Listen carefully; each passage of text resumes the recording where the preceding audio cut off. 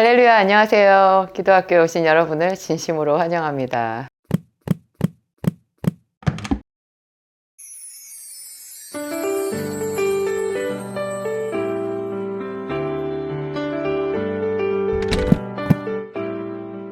할렐루야.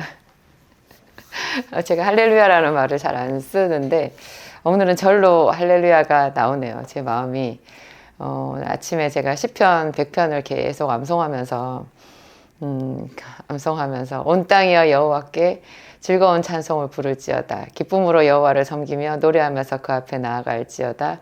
여호와가 우리 하나님이신 줄 너희는 알지어다. 그렇게 하잖아요. 시편 100편이 되게 이렇게 마음에 기쁨을 주는 것 같아요. 그거를 계속 암송하면서 왔더니 그냥 딱 여러분들에게 기도학교 말씀을 시작하려고 하는데 할렐루야가 나오네요. 여러분도 시편 100편 한번 암송해 보세요. 하루에 한 50번 이상 생각날 때마다 계속 이것을 암송하는 것, 또 시편 20편도 좋고 시편 19편도 좋고 23편, 시편 1편 뭐 이런 거 있잖아요. 많이 암송하는 거 참 좋은 것 같아요. 시편 127편, 126편 제가 그런 거 많이 암송하는데 그렇습니다. 기쁨을 주는 것 같아요. 오늘 제가 여러분들한테 영적 부자, 기도의 경제학 뭐 그런 제목으로 말씀을 전하려고 해요. 저는 이제 제가 오랫동안 가난했고 돈이 없었고 물질적으로 가난한 줄만 알았는데 교회를 개척해가지고 남편이랑 이제 정말 그 밑바닥에서 이제 교회를 시작하려고 하니까 깜짝 놀라운 사실을 발견했는데 우리가 영적으로도 가난하더라 하는 거예요. 그것은 굉장히 진귀한 발견이었어요. 이미 제가 20살에 예수 그리스도를 만날 때부터 아주 뜨겁게 만났잖아요. 그래서 내 삶을 바로 하나님께 드린다고 했고 매일 새벽 예배 가서 큰 소리로 기도했고 성경을 얼마나 많이 읽었고 제 전공 서적보다 더 성경을 사랑했고 그래서 또 개척 비전을 가진 하나님께 특별 콜링을 받은 우리 목사님 같은 분을 남편으로 만나서 기도해서 그렇게 주의 종의 가정이 되었으니까 자부심이 있잖아요. 그러면 이 자부심은 그대로 뭐냐? 내가 물질적으로는 가난해도 영적으로는 난 참 괜찮아.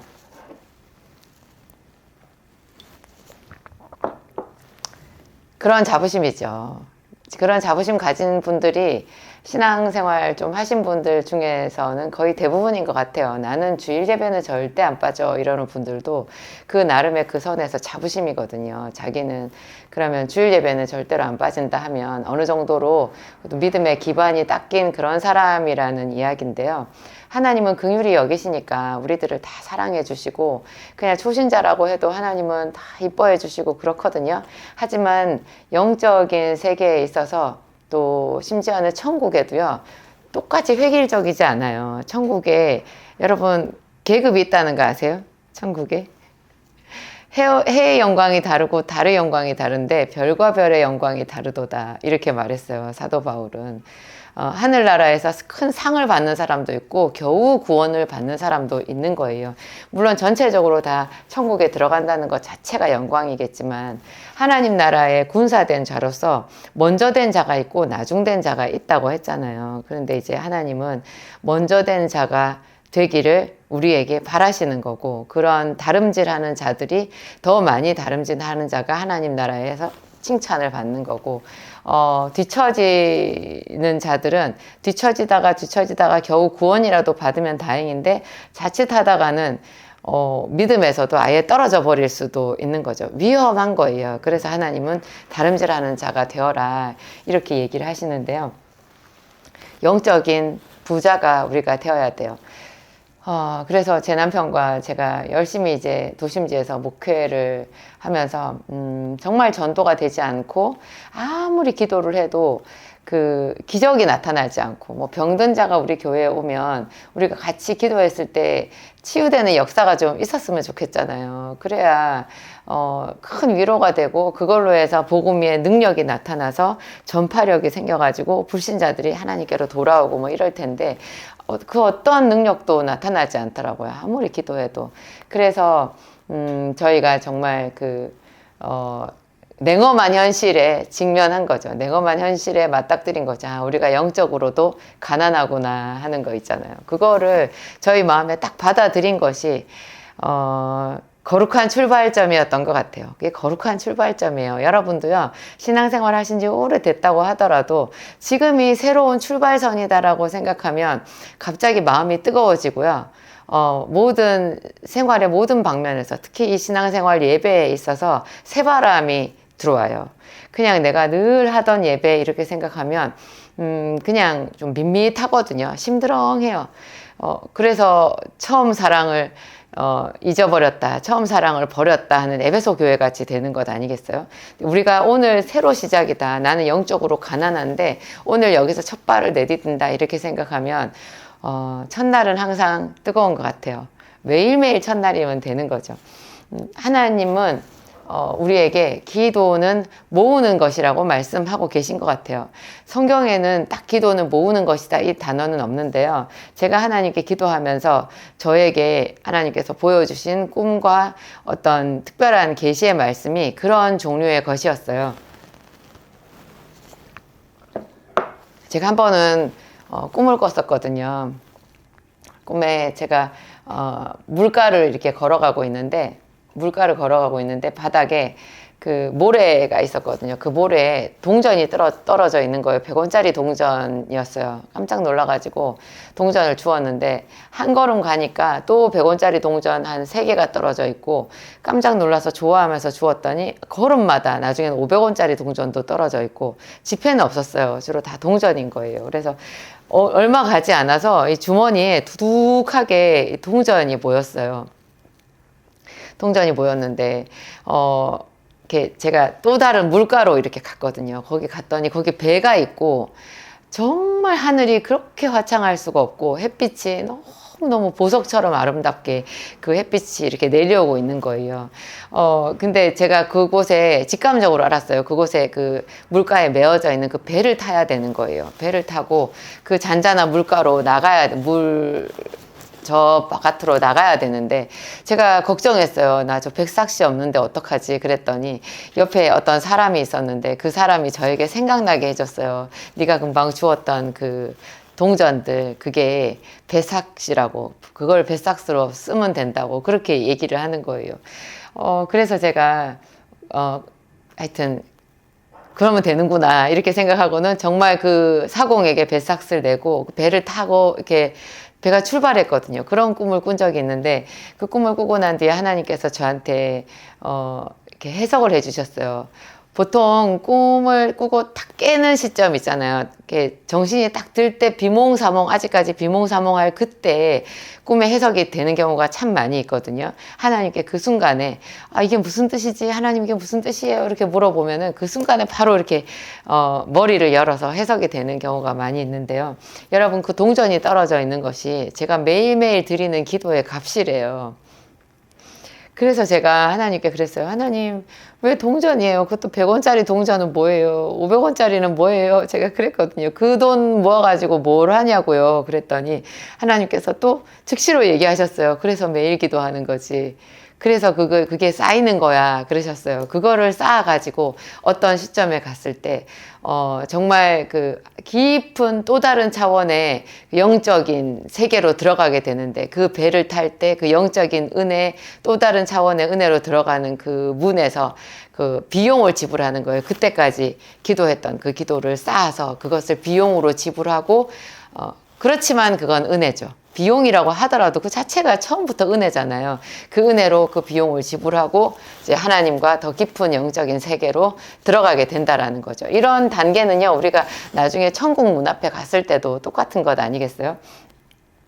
저는 물론 이제 하나님은 믿음으로 구원을 받는다 이렇게 얘기를 하셨는데요. 그래서 저는 믿음이 어떤 마음의 상태인 줄 알았어요. 내가 믿잖아요. 여러분 다 믿으시지 않으세요? 다 믿어요. 내가 믿는다니까요. 그래서 예배도 드리고, 그래서 찬양도 부르고, 내가 기도도 하잖아요. 근데 하나님은 믿음이라는 것이 상태가 아니라 어떤 행위라고 얘기를 하셨어요. 믿음은 행위는 하나의 행위가 끝나면 끝났잖아요. 또 다른 행위를 해야 되는 거예요. 계속해서 해야 되는 거예요. 그 행위가 뭐냐? 그 그 행위가 적극적인 기도라는 거예요. 적극적인 기도라는 것은 시간을 내서 집중해서 하나님께 무릎을 꿇고 온전히 그분께만 집중해서 1시간 이상 기도를 하는 그것을 바래요. 그런 기도가 마귀의 결박을 끊고요. 병든 자를 치료하고요. 그런 기도가 우리 생활 속에 하나님의 기적을 나타내는 어떤 돌파를 이뤄내는 에너지가 된다라는 거죠. 그래서 가난한 자가 부하게 되고 비천한 자가 높은 자리에 올라가고, 성경에는 웬통 그런 얘기가 나와 있잖아요. 그 동력이 되는 것이 믿음인데, 그 믿음의 가장 기본 베이스면서 핵심적인 그 뼈대가요, 이렇게 시간을 정해놓고 보이지 않는 하나님 앞에 집중해서 드리는 기도라는 거예요. 제가 믿음이 있잖아요. 그런데 왜 제가 약국 월세를 못 내요? 제가 한 26, 7년 전에 IMF 때 광명시 소화동에 조그마한 약국을 이제 오픈을 했는데 첫 달부터 월세를 못 냈거든요. 그래서 저는 하나님의 교회 바로 옆으로, 집은 인천이었지만 남편이 전도사로 부임한 교회가 광명에 있어서 정말 순수한 열정을 가지고 그 교회로 더 가까이 가야 하나님을 더 잘 섬긴다라는 그런 열정으로 과감하게 인천의 약국을 처분하고 글로 간 거여서 그거 자체가 믿음의 행보잖아요. 그래서 하나님이 저를 잘 되게 해주실 거라고 생각했어요. 그랬는데 가자마자 월세를 내지 못하고 제가 이제 막 그 카드 빚에 쪼들리고 이제 약국으로 옮기면서 인테리어 비용이나 뭐 크진 않지만 이런 비용이 들잖아요. 그거를 제가 카드 결제를 했는데 이거를 당장 돈을 못 내게 된 거죠. 그래서 굉장히 억울하고 원통해서 하나님께 계속 물었거든요. 하나님, 제가 믿음이 있잖아요. 하나님 믿는 자에게 응답하시는 분이시잖아요. 그런데 제가 왜 월세를 못 내요? 이거를 물었더니 하나님께서 한 일주일쯤인가 지나서 저한테 특별 음성으로 그날 주일 예배 저희가 섬기던 그 교회 담임 목사님의 입술을 통해서 말씀하셨어요. 기도도 하지 않으면서 네 믿음이 어디 있느냐. 기도를 하지 않으면서라고 하지 않았어요. 기도를 하지 않으면 다 안 하는 게 되는 거예요. 그러니까 하나님이 기도도 하지 않으면서 이렇게 말씀하시는 거죠. 기도도 하지 않으면서 드리는 예배나 이런 게요, 다 바람이 빠진대요. 그래가지고 신령한 예배가 될 수가 없대요. 늘 드리는 그 기도를 해야 되는데, 아니 제가 기도한 것 아니었어요? 제가 기도했잖아요. 하나님께, 하나님 제가 왜 월세를 못 내요? 하는 이런 것도 다 기도잖아요. 근데 하나님께서 그때 저에게 말씀하실 때요, 그런 거 하나도 기도로 안 쳐주시더라고요. 그 기도로 안 쳐주시는데 기도가 아니라고 하시는 그 전제된 말씀이, 그 말씀을 듣는 순간 진리였어요. 제가 알겠더라고요. 우리가 하나님 보좌 앞에 가면 그렇다면서요, 그냥 아무 말씀 안 하셔도 내가 죄인인 줄 뼛속까지 느껴진대요.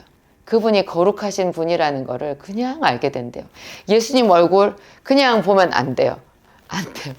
모든 믿지 않는 사람들도 다 하나님의 아들이시구나, 저분이 하나님이시구나, 그냥 엎드릴 수밖에 없게끔 그렇게 알게 된다잖아요.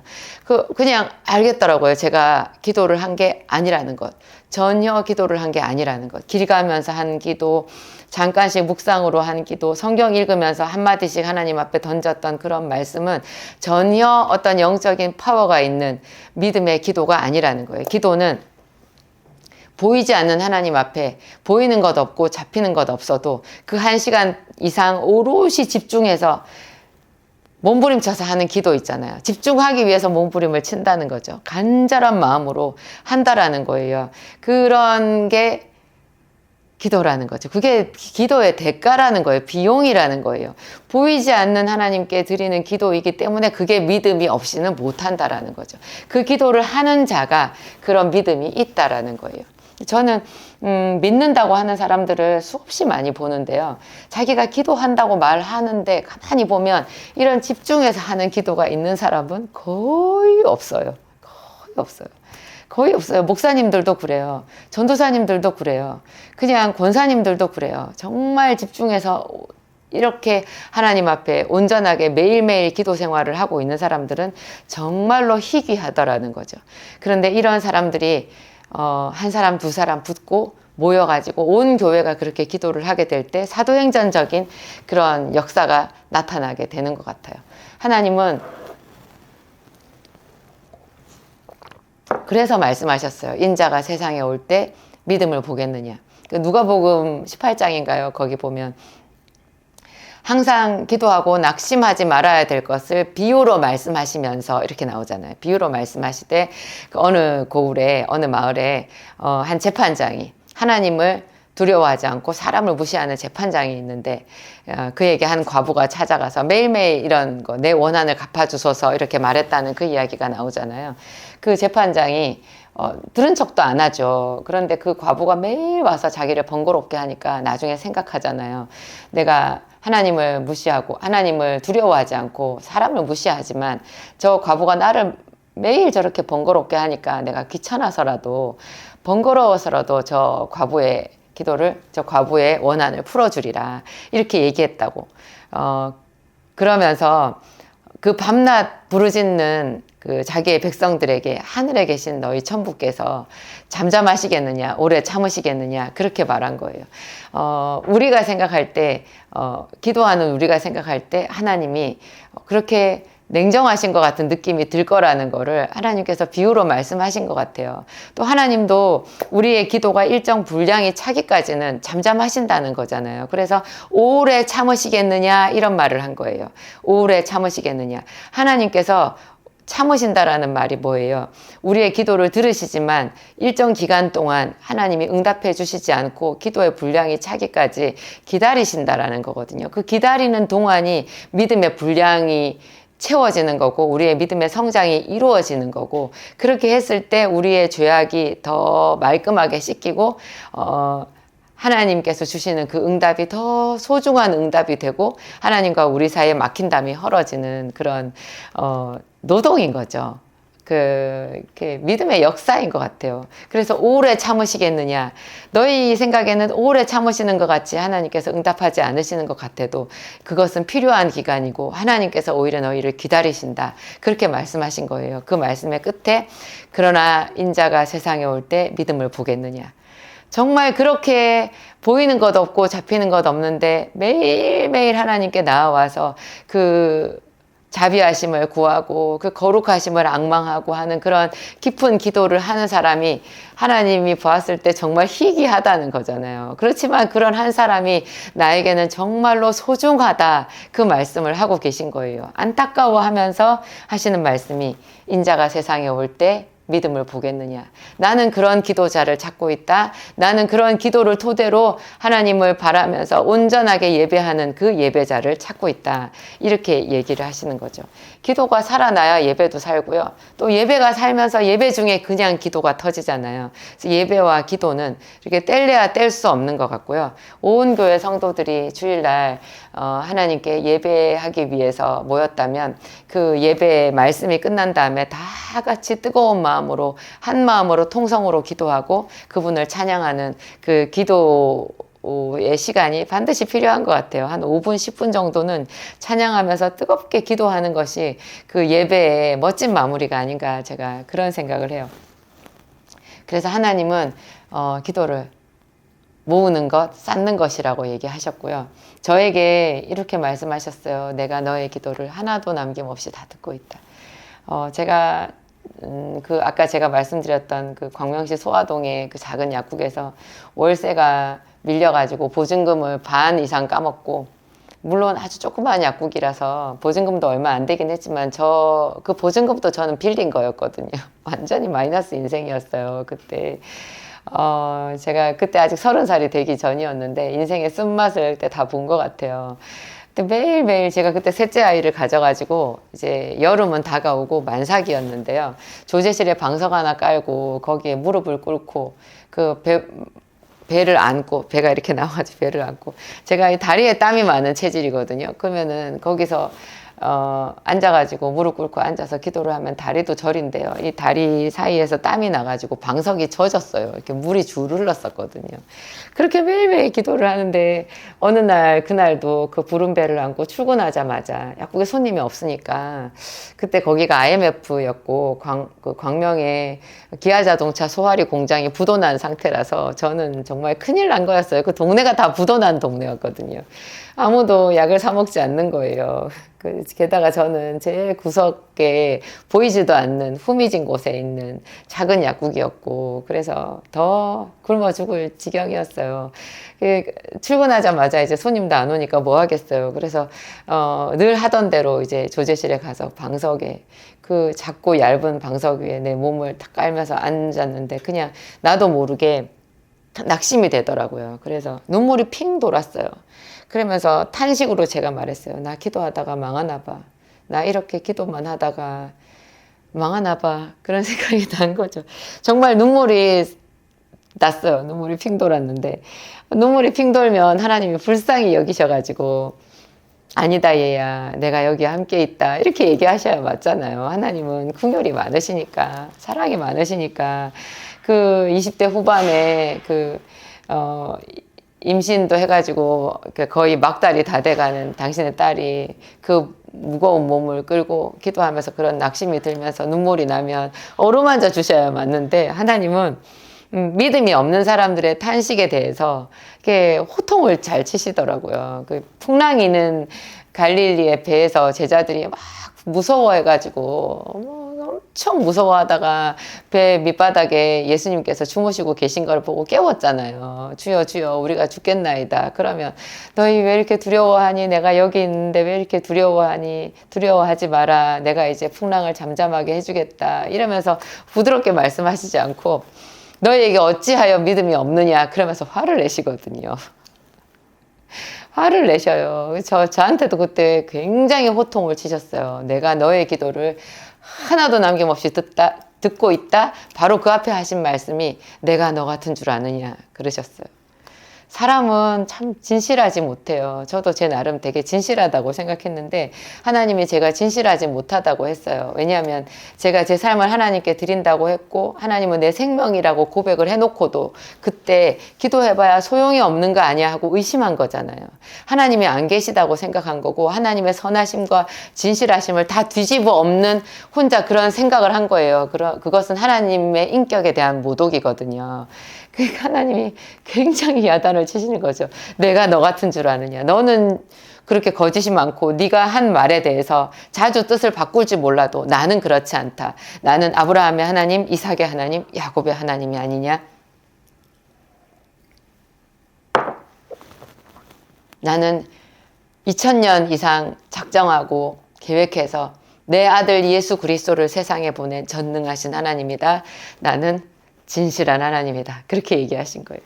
제가 그때 얼마나 아주 그 두려움이 임했는지 온몸에 다 뼈가 녹는 것 같았거든요. 순간적으로 하나님의 거룩함이 저를 엄습했는데 그 거룩한 기운이 저에게 오니까 제가 너무너무 두려워가지고 그 하나님의 위엄 앞에서 사시나무 떨듯이 떨었어요. 그러면서 하나님 잘못했어요. 제가 죄송해요. 하나님 잘못했습니다. 하나님 제가 잘못했어요. 그랬어요. 그리고 근데 그때 한 대 세게 엉덩이 맞은 거잖아요. 세게 한 대 맞았는데 그 이후로 얼마나 그 말씀이 저에게 유용했던지 기도할 때마다 우리는 버릇처럼 이렇게 낙심이 돼요. 습관처럼 낙심이 돼요. 손은 기도할 때 올라갔던 손은요, 그냥 너무나 쉽게 내려와요. 작정으로 기도해도 하다가 그냥 사람들이 이렇게 작정이 내려가거든요. 근데 그럴 때마다 그때 하나님께서 저한테 하셨던 말씀, 내가 너 같은 줄 아느냐. 나는 진실한 하나님이다. 내가 너의 기도를 하나도 남김없이 다 듣고 있다. 듣고 있다 무슨 뜻이에요? 너의 기도를 모아서 병에 담아서 분량이 차기까지 내가 기다리고 있다. 네가 기도한 것보다 몇 배로 너에게 보상해줄 넉넉함이 나에게 있다. 나는 하나님이다. 그렇게 말씀하신 거죠. 히스기야한테도요, 하나님이 내가 너의 기도를 들었노라, 너의 눈물을 보았노라, 이렇게 얘기하셨어요. 히스기야는 그 앞에도 굉장히 선한 일들을 많이 했잖아요.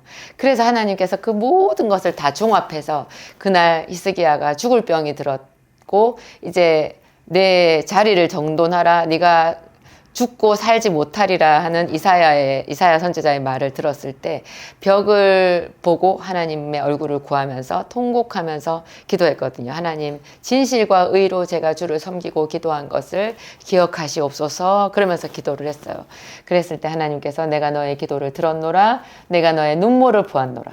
사도행전에 보면요, 그 사도 바울이 그때 사울이었을 시절에 이제 예수님을 만나기 전이었잖아요. 그때 예수님을 제대로 만나기 전에 다메섹으로 가는 그 길에서 예수 믿는 사람을 핍박하기 위해서 다메섹으로 기세 등등 살기 등등 해가지고 말을 타고 칼을 차고 막 가고 있었는데, 그때 강렬한 빛이, 해보다 더 강렬한 빛이 그때는 사도가 아니었죠. 이 사울의 일행을 다 덮어버렸고, 특히 사울에게는 이제 말씀이 임했어요. 사울아 사울아 네가 어찌하여 나를 핍박하느냐, 나는 네가 박해하는 예수라. 그렇게 얘기했거든요. 그 길로 사울이 눈이 멀었잖아요. 그래가지고 사람들의 부축을 받고 다메섹으로 가서 어떤 사람의 집에 가서 이제 묵고 있는데, 3일 동안을, 그래서 꼬박 3일 동안을 먹지도 못하고 자지도 못하고 금식하면서 자기의 인생이 뒤집히는 거니까요. 자기는 나사렛 예수 괴당이라고 생각했는데, 이단 괴수의 당이라고 생각했는데, 그 나사렛 예수가 하나님이시라는 거, 나는 너가 핍박하는 예수라 했을 때 그것은 하나님의 음성이잖아요. 그렇게 했을 때 얼마나 사울이 놀랐겠어요. 그러니까 식음을 전폐하고 기도하고 있었거든요. 근데 그때 그 시간 거의 3일이 다 찼을 무렵에 하나님께서 아나니아라고 하는 그 다메섹의 또 다른 하나님의 사람을 찾아갔어요. 그래서 그 사울이라고 하는 청년, 어디로 가면 그 사울이라고 하는 사람이 있는데 그에게 가서 기도해줘라. 그에게 안수해라. 그가 기도하는 중이니라. 이렇게 말해요. 기도하는 중이니라. 사울이 얼마나 놀래서 식음을 전폐하고 하나님 앞에 3일 동안, 그때 3일째겠죠. 그렇게 기도를 하고 있는데 하나님이 그 기도를 말없이 흠양하시는 거예요. 여러분, 흠양하신다는 느낌 드세요? 그가 기도하는 중이니라. 그 기도를 하나님이 계속 들으시는 거예요. 들으시면서 하나님의 마음이 움직이고 하나님의 마음이 뜨거워지고, 그동안 사울이 했던 모든 죄를 하나님이 씻어주고 계시고, 이제 사울에게 새로운 비전을 주시고 그와 함께 동행하기 위해서 하나님께서 일하시고 계신 거죠. 그래서 그가 기도하는 중이니라 이래요. 우리가 기도하는 것도 하나님께서 그렇게 하시지 않겠어요? 어떤 천사한테 네가 가서 그 일을 도와줘라. 그가 기도하는 중이니라. 이제 때가 찼다. 그렇게 얘기하시지 않겠어요? 사도행전 10장에 보면 그 고넬료라고 하는 그 백부장에게, 이달리아대 백부장에게 하나님의 천사가 임하잖아요. 그래서 하나님의 천사가 그 백부장 고넬료에게 이렇게 말해요. 너의 기도와 구제가 하나님 앞에 상달되어 기억하신 바 되었으니.